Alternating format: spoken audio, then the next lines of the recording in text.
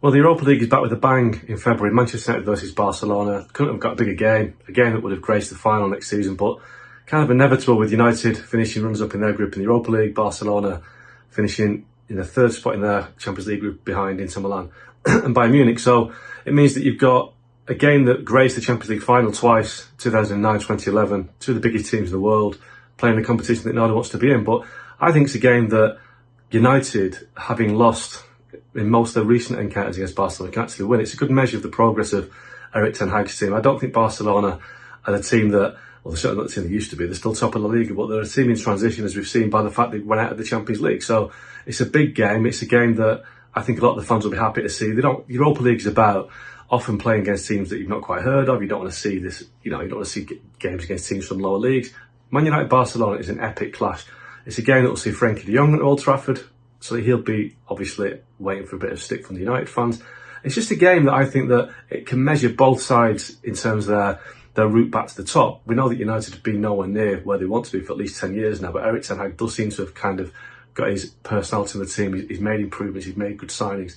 And Xavi at Barcelona, again, disappointed in the Champions League this season, but they are top of the league, so they are making some kind of progress. But obviously both sides still got big stars. Robert Lewandowski at Barcelona, probably the best player on the pitch in this game, but it's a great chance for the likes of Rafael Varane to show the world that they're still capable of performing at the top level. You've got Casemiro against his old rivals in Barcelona, and it's also a test for the likes of Marcus Rashford. We keep talking about Marcus Rashford being a player with great potential, but are we seeing it? Are we seeing Marcus Rashford kick on as he should have done? Is he a player that's regressing now? But Barcelona, a team that was linked with him in the summer.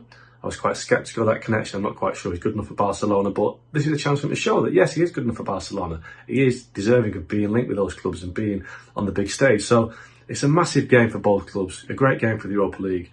And I think it will show us where the teams are, where the managers are, and where a lot of the players are.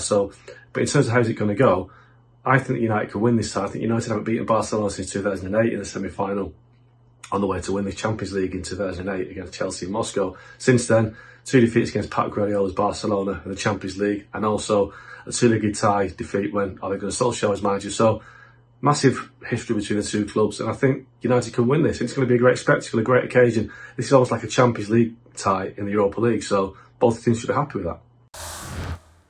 Well, thank you very much for watching ESPN on YouTube. For more sports highlights and analysis, be sure to download the ESPN app. And for live streaming, premium content, and let's not forget as well, ESPN FC 7 days a week. Subscribe to ESPN Plus.